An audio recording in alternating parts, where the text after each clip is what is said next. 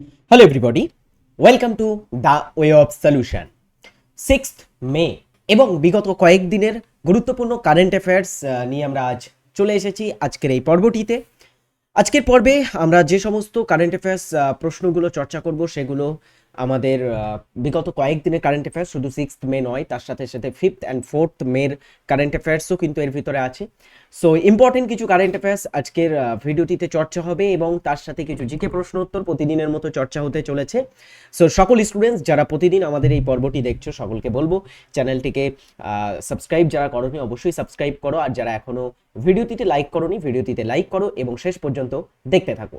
চলো আজ শুরু করা যাক তাহলে আমাদের 6 মে এবং 5 মের গুরুত্বপূর্ণ কারেন্ট অ্যাফেয়ার্সগুলো। চাকরির পরীক্ষার জন্য সেরা প্রতিষ্ঠান TWS একাডেমি অ্যাপ ডাউনলোড না করলে অবশ্যই ডাউনলোড করো তোমরা এটা। প্রথম প্রশ্ন, 2026 সালে কোন দুই ভারতীয় সাংবাদিক পুলিৎজার পুরস্কার জয় করেছেন? আচ্ছা, পুলিৎজার পুরস্কার আমরা হয়তো স্ট্যাটিক জিকে বা জিকেতে পড়েছি যে পুলিৎজার পুরস্কার 3টে ক্ষেত্রে দেয়া হয়: সঙ্গীত, সাংবাদিকতা এবং সাহিত্য ক্ষেত্রে। তো এই বছরে সাংবাদিকতায় দুইজন ভারতীয়কেও পুলিৎজার পুরস্কার দেয়া হয়েছে, তাদের নাম কি?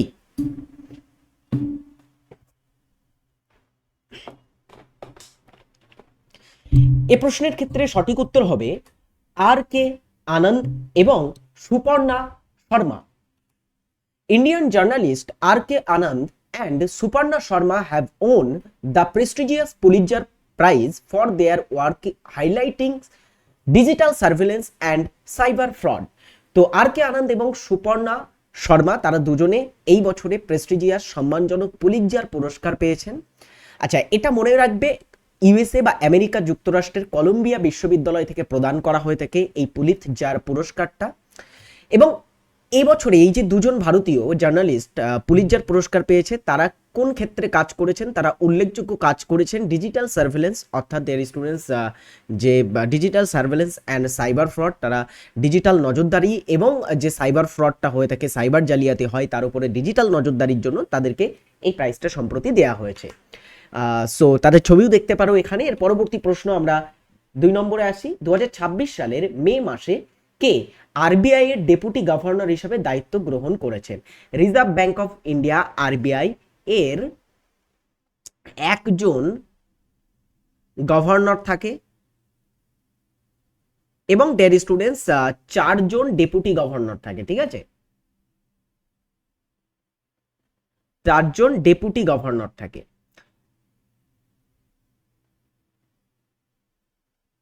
সো এখানে একটা জিনিস যেখানে রাখো, এই যে 2026 সালের মে মাসে আরবিআই এর একজন ডেপুটি গভর্নর হিসাবে নিযুক্ত হয়েছেন সম্প্রতিকালে Rohit Jain. Reserve Bank of India deputy governor Rohit Jain who assumed charge Monday. তো গত সোমবারে তাকে রোহিত জৈনকে কিন্তু ডেপুটি গভর্নর হিসাবে নিযুক্ত করা হয়েছে। আরবিআই এর বর্তমান গভর্নরকে, এটা তোমরা কমেন্ট বক্সে অবশ্যই সকলে জানাও। আরবিআই এর বর্তমান গভর্নরের পদে কে আছেন? আমরা জানি তিনি হচ্ছেন সঞ্জয় মালহোত্রা, বর্তমানে আরবিআই এর গভর্নর পদে আছেন। আচ্ছা, আরবিআই 4জন যে ডেপুটি গভর্নর আছেন বর্তমানে তাদের নাম: নবনিযুক্ত রোহিত জৈন, শরীশ চন্দ্র মুর্মু, আচ্ছা, ডক্টর পুনম গুপ্তা এবং স্বামীনাথন জে। এরা 4জনে বর্তমানে আরবিআই ডেপুটি গভর্নর পদে আছেন।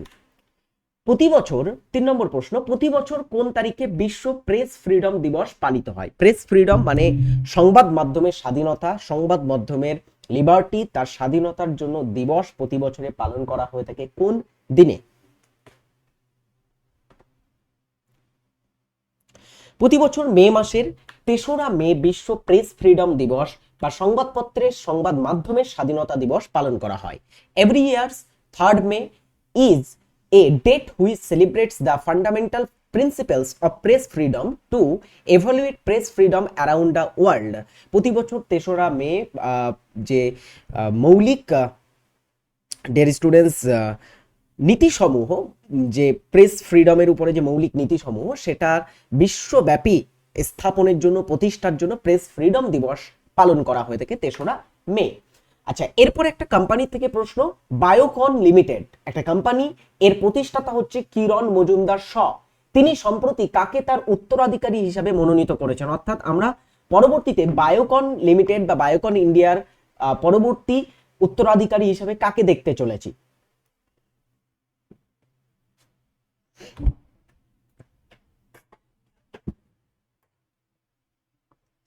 Right answer for these questions option D, Claire Mojumdar. Biocon founder Kiran Mojumdar Shaw has named her niece Claire Mojumdar as her successor to lead the company. তো Claire মজুমদারকে পরবর্তী উত্তরাধিকারী হিসেবে কিরণ মজুমদার নিযুক্ত করেছে বায়োকন লিমিটেডের। এর পরবর্তী প্রশ্ন, ভারতের প্রথম ব্যারিয়ার ফ্রি টোল প্লাজাটি কোন জাতীয় সড়কের উপর অবস্থিত? সম্প্রতি নির্মিত হয়েছে বা সম্প্রতি স্থাপন করা হয়েছে ভারতের প্রথম ব্যারিয়ার ফ্রি টোল প্লাজা কোন জাতীয় সড়কের উপর?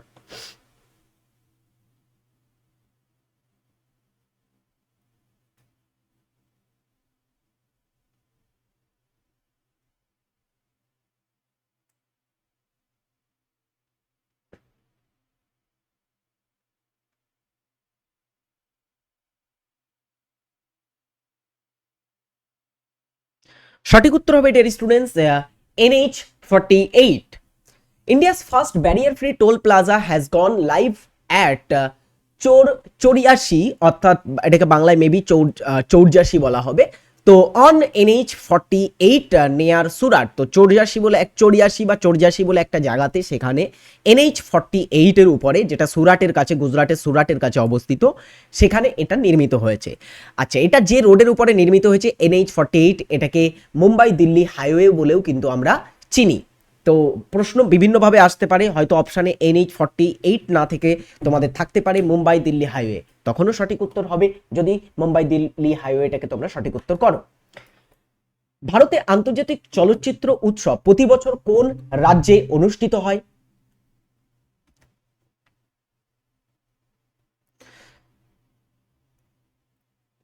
এবছরে আন্তর্জাতিক চলচ্চিত্র উৎসব হতে চলেছে এবং আন্তর্জাতিক চলচ্চিত্র উৎসব প্রতি বছর যেখানে অনুষ্ঠিত হয় সেটি হচ্ছে গোয়া। 57th এই বছরের 57তম edition 57th edition of the International Film Festival of India অনুষ্ঠিত হতে চলেছে, to be held in Goa, গোয়াতে অনুষ্ঠিত হতে চলেছে। আশুতোষ গোয়ারিকের appointed festival director of 57th International Film Festival of India in Goa, গোয়াতে অনুষ্ঠিত আন্তর্জাতিক ফিল্ম ফেস্টিভ্যাল 57তম এই বছরে এডিশন হতে চলেছে, সেটাতে আশুতোষ গোয়ারিকেরকে নিযুক্ত করা হয়েছে অ্যাজ এ ডিয়ার স্টুডেন্টস পরিচালক বা ডিরেক্টর হিসাবে। 2026 সালের ওয়ার্ল্ড প্রেস ফ্রিডম ইন্ডেক্সে ভারতের স্থান কত? বিশ্ব প্রেস ফ্রিডম ইন্ডেক্স।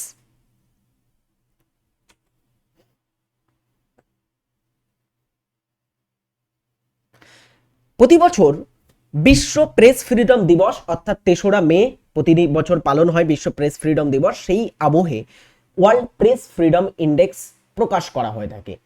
ওকে, সো এখানে ভারতের স্থান এই বছরে কত? অ্যান্সার হচ্ছে 157।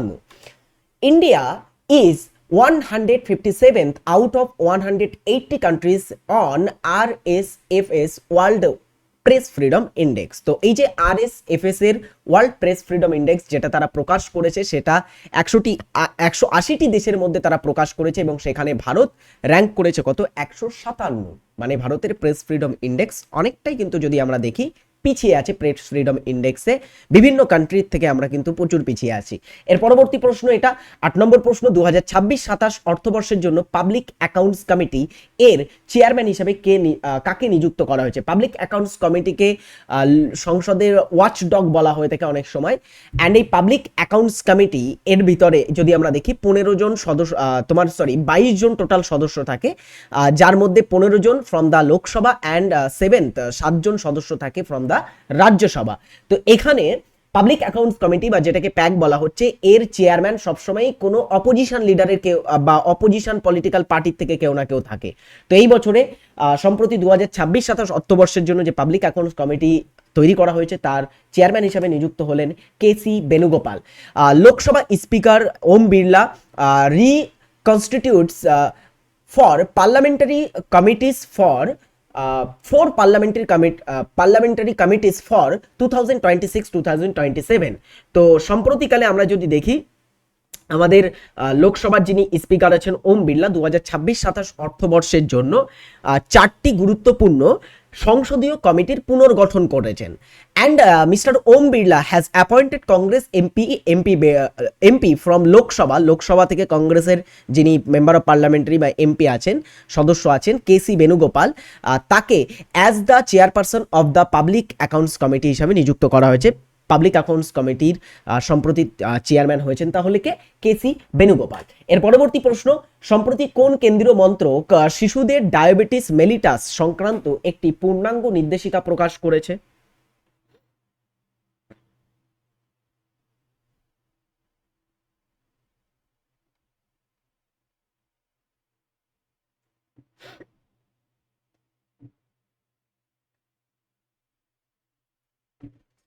সম্প্রতি কোন কেন্দ্রীয় মন্ত্রক শিশুদের ডায়াবেটিস মেলিটাস সংক্রান্ত একটি পূর্ণাঙ্গ নির্দেশিকা প্রকাশ করেছে? সেটি হচ্ছে স্বাস্থ্য ও পরিবার কল্যাণ মন্ত্রক। Union health minister releases comprehensive guidelines document on diabetes mellitus in children at national summit on best practices. Alright, আচ্ছা তোমরা কমেন্ট বক্সে জানাবে ইউনিয়ন হেলথ মিনিস্ট্রির দায়িত্বে বর্তমানে কে আছে, অর্থাৎ ভারতের বর্তমান স্বাস্থ্য ও পরিবার কল্যাণ মন্ত্রকের দায়িত্বে কে আছেন? সম্প্রতি ভারতের কোন স্পেস স্টার্টআপ বিশ্বের প্রথম অপটোসার স্যাটেলাইট মিশন দৃষ্টি চালু করার ঘোষণা দিয়েছে? বিশ্বের প্রথম অপটোসার স্যাটেলাইট মিশন নাম কি তার নাম হচ্ছে মিশন দৃষ্টি। এটা চালু করার ঘোষণা করেছে কোন স্পেস স্টার্টআপ, বেসরকারি স্পেস স্টার্টআপ?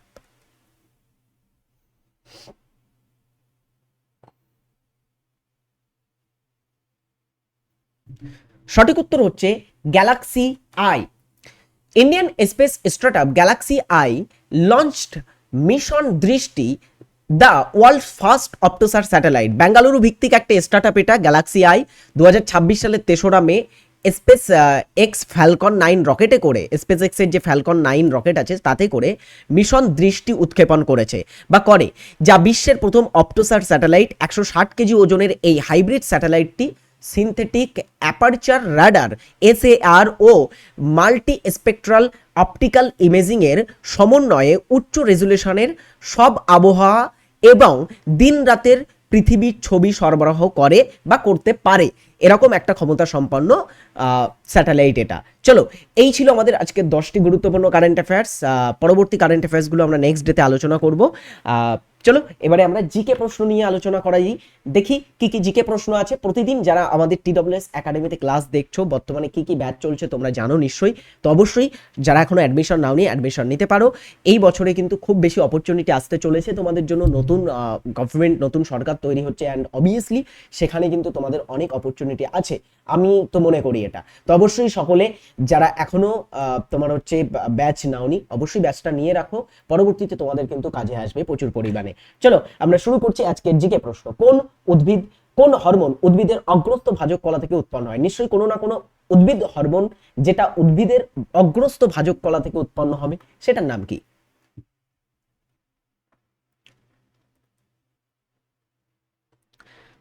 সঠিক উত্তর হচ্ছে উদ্ভিদের অগ্রস্থ ভাজক কলায় থাকে অক্সিন। এই কারণেই তো অক্সিনের কাজ হচ্ছে কি উদ্ভিদের ট্রপিক চলন নিয়ন্ত্রণ করা, উদ্ভিদের যে ট্রপিক চলনটা আছে সেটা নিয়ন্ত্রণ করে অক্সিন, একদমই অগ্রস্থ ভাজক কলায় এটা পাওয়া যায়। প্রথম ফিল্মফেয়ার পুরস্কার প্রাপ্ত সিনেমা কোনটি?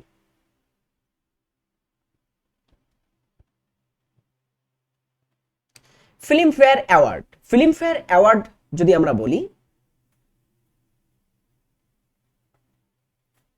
ফিল্মফেয়ার অ্যাওয়ার্ড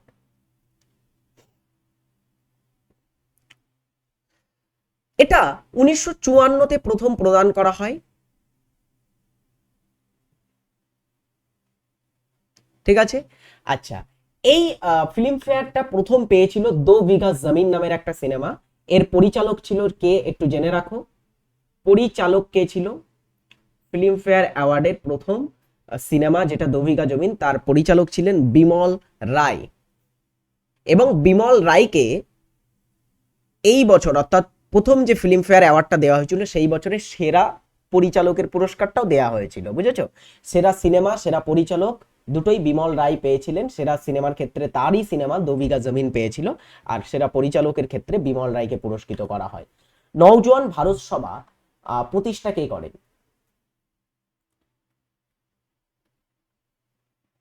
একটা বামপন্থী সংগঠন ছিল নওজোয়ান ভারত সভা। এটা প্রতিষ্ঠা করেছিলেন ভগৎ সিং। কত সালে? 1926 সালে প্রতিষ্ঠা করেন।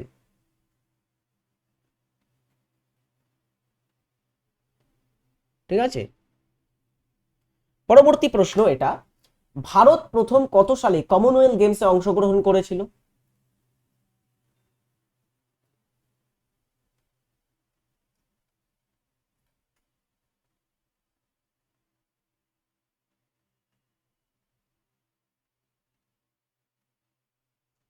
প্রথম কমনওয়েলথ গেমস হয়েছিল 1930 সালে কানাডার হ্যামিল্টনে। হ্যামিল্টন বলে একটা শহর আছে যেটা কানাডাতে অবস্থিত, তারা প্রথম ফিল্মফেয়ার অ্যাওয়ার্ডটা, এই সরি প্রথম, মাফ করবে, প্রথম কমনওয়েলথ গেমসটা হোস্ট করেছিল।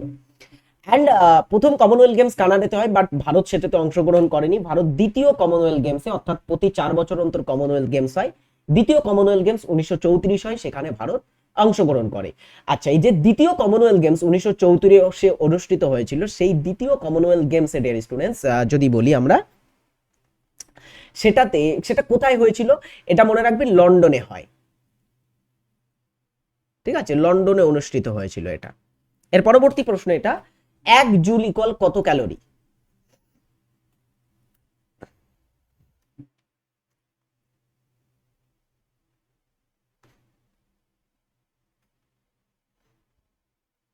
এক জুল ইকুয়াল কত ক্যালোরি? অ্যান্সার হচ্ছে 0.24 ক্যালোরি, প্রায়। ঠিক আছে, প্রায়। গুপ্ত যুগের সরকারি ভাষা কি ছিল? চলো, যারা এখনো ক্লাসে লাইক করোনি দ্রুত লাইক করে ফেলো ক্লাসটিতে, যারা শেয়ার করোনি ক্লাসটিকে শেয়ার করবে প্রতিদিন। গুপ্ত যুগের সরকারি ভাষা কি ছিল? সংস্কৃত ভাষা ছিল গুপ্ত যুগের সরকারি ভাষা। কোনটি মেইন ওয়েবসাইট হোস্ট করার জন্য ব্যবহৃত হয়?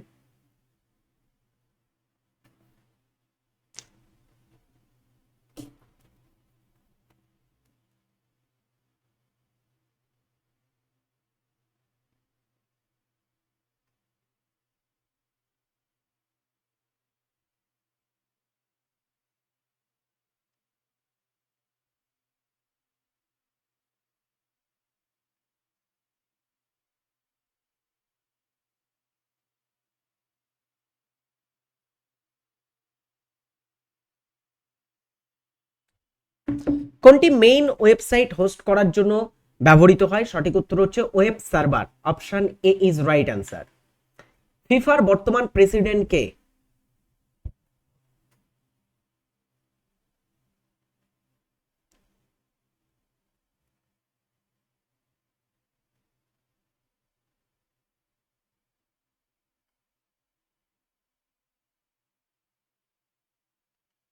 ফিফার বর্তমান প্রেসিডেন্ট হচ্ছে ইনফান্তিনো। পটুয়া সঙ্গীত বা পটের গান কোন রাজ্যে দেখা যায়?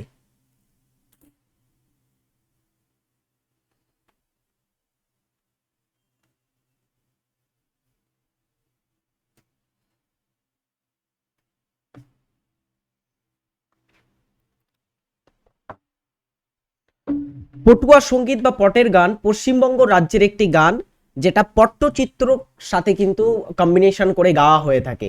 বিশেষ করে পুরুলিয়া অঞ্চল, মেদিনীপুর অঞ্চলে এটা খুব বিখ্যাত।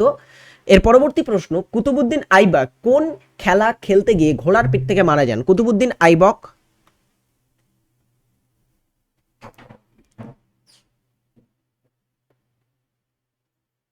কুতুবুদ্দিন আইবক ভারতের প্রথম সুলতান, ভারতের প্রথম সুলতান। তিনি ভারতবর্ষের দাস বংশের প্রতিষ্ঠাতা ছিলেন। 1206 সালে সেটা প্রতিষ্ঠিত হয়, সেখান থেকে 1210 পর্যন্ত, তার মৃত্যুর আগে পর্যন্ত তিনি দিল্লির প্রথম সুলতান হিসাবে দায়িত্ব গ্রহণ বা দায়িত্ব পালন করেছিলেন। 1210-এ তার মৃত্যু হয় এবং তার মৃত্যু হয়েছিল ঘোড়ার পিঠ থেকে পড়ে গিয়ে। আর ঘোড়ার পিঠে এখানে শুধুমাত্র পোলো খেলাটাই খেলা হয়ে থাকে। পোলো খেলাটাকে আরেকটা নাম দেওয়া হয় চৌগান বলে একটা নাম দেওয়া হচ্ছে। তো চৌগান বা পোলো খেলতে গিয়ে তিনি মারা গেছিলেন। লোকসভার সদস্য হতে গেলে ন্যূনতম বয়স কত হতে হয়? কমেন্ট বক্সে তোমরা জানাবে, এটা তোমাদের বাড়ির কাজ দিয়ে রাখলাম। নিচের কোন ব্যক্তি সুপ্রিম কোর্টের বিচারপতি থাকাকালীন কার্যনির্বাহী রাষ্ট্রপতির দায়িত্ব পালন করেছেন? ভারতবর্ষে যখন রাষ্ট্রপতি পদ খালি থাকবে সেই ভ্যাকান্ট জায়গাটা সেটা কমপ্লিট করবে এসে উপরাষ্ট্রপতি, ঠিক আছে? তারপরে ডের স্টুডেন্টস, সেই রাষ্ট্রপতি উপরাষ্ট্রপতি দুটো পদই যদি খালি থাকে তখন সুপ্রিম কোর্টের প্রধান বিচারপতি রাষ্ট্রপতির দায়িত্ব কিন্তু পালন করতে পারেন। তো ভারতবর্ষে একটা সময় রাষ্ট্রপতির কার্যনির্বাহী দায়িত্ব হিসাবে পালন করেছেন তিনি হচ্ছেন মোহাম্মদ হিদায়তুল্লাহ। ভারতবর্ষের সুপ্রিম কোর্টের প্রথম মুসলিম প্রধান বিচারপতি তিনি ছিলেন। এটা এই লাইন তুলেও প্রচুরবার পরীক্ষায় প্রশ্ন কিন্তু এসে থাকে, সেটা মাথায় রাখবে। Option A is right answer হবে। বতসোয়ানা কোন মহাদেশে অবস্থিত?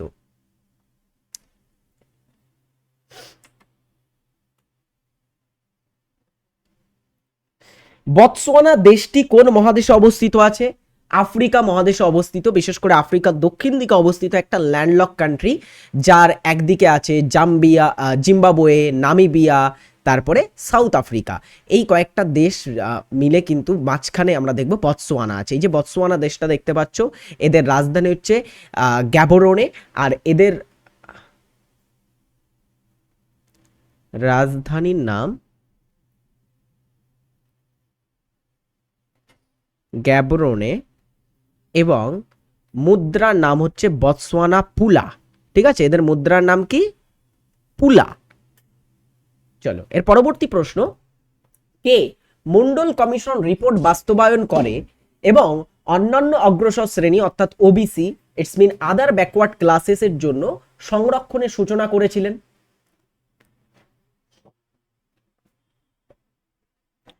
কোন প্রধানমন্ত্রীর, এখানে সবই যে নাম আছে সবই প্রধানমন্ত্রী, কোন প্রধানমন্ত্রীর আমলে এটা হয়েছিল? মন্ডল কমিটির যে রিপোর্টটা দেয়া হয় সেই রিপোর্টটাকে বাস্তবায়ন করা হয় এবং বাস্তবায়িত করে অনগ্রসর শ্রেণী বা আদার ব্যাকওয়ার্ড ক্লাসেসের জন্য সংরক্ষণের সূচনা করা হয়েছিল বিশ্বনাথ প্রতাপ সিং, অর্থাৎ যাকে আমরা ভিপি সিং নামেও চিনি, সেই ভিপি সিং এর সময়ে। ক্রিকেট পিচের দৈর্ঘ্য কত? খুবই সহজ একটা প্রশ্ন। ক্রিকেট পিচের দৈর্ঘ্য কত হয়ে থাকে? অ্যান্সার হচ্ছে 22 গজ হয় ক্রিকেট পিচের দৈর্ঘ্য। ব্যাংকারদের ব্যাংকার অর্থাৎ ব্যাংকার্স অফ ব্যাংক কাকে বলা হয়? ব্যাংকার্স ব্যাংক, ব্যাংকারদের ব্যাংকার বা ব্যাংক কাকে বলা হচ্ছে? সমস্ত ব্যাংকিং নিয়ম, আর্থিক নিয়ম নিধি যারা তৈরি করে অর্থাৎ রিজার্ভ ব্যাংক অফ ইন্ডিয়া এখানে রাইট অ্যান্সার হবে। ভারতের আইনসভা বা সংসদ কয়টি কক্ষ নিয়ে গঠিত? ইন্ডিয়ার কেন্দ্রীয় আইনসভাকে আমরা সংসদ বা পার্লামেন্ট বলি। পার্লামেন্টের কতগুলি কক্ষ? সঠিক উত্তর হচ্ছে 2টি কক্ষ। আচ্ছা, এই 2 কক্ষ বিশিষ্ট ধারণা কোথা থেকে পেয়েছি?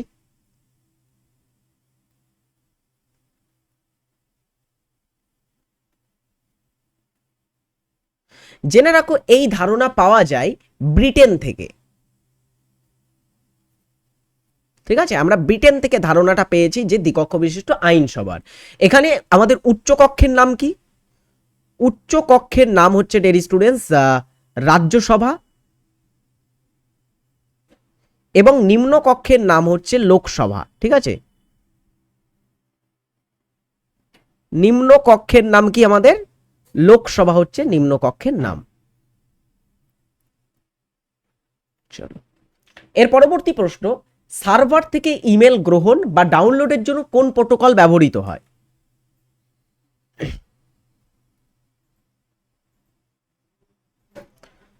সার্ভার থেকে ইমেল গ্রহণ বা ডাউনলোডের জন্য কোন প্রোটোকল ব্যবহৃত হয়? অ্যান্সার হচ্ছে POP3 প্রকল্প, protocol. Post office protocol version three বা পপ থ্রি হলো একটি স্ট্যান্ডার্ড ইন্টারনেট প্রোটোকল, যা একটি ইমেল সার্ভার থেকে কোনো একটি নির্দিষ্ট লোকাল ডিভাইসে ইমেল ডাউনলোড করতে ব্যবহৃত হয় এবং সাধারণত পরবর্তীতে সার্ভার থেকে সেগুলোকে মুছেও ফেলা হয়। এটাকে আমরা বলছি পপ থ্রি প্রোটোকল। নৈনিতাল হ্রদ ভারতের কোন রাজ্যে অবস্থিত?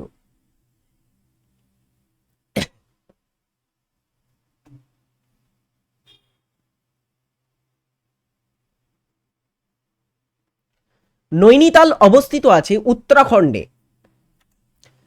নালন্দা বিশ্ববিদ্যালয় কে প্রতিষ্ঠা করেন?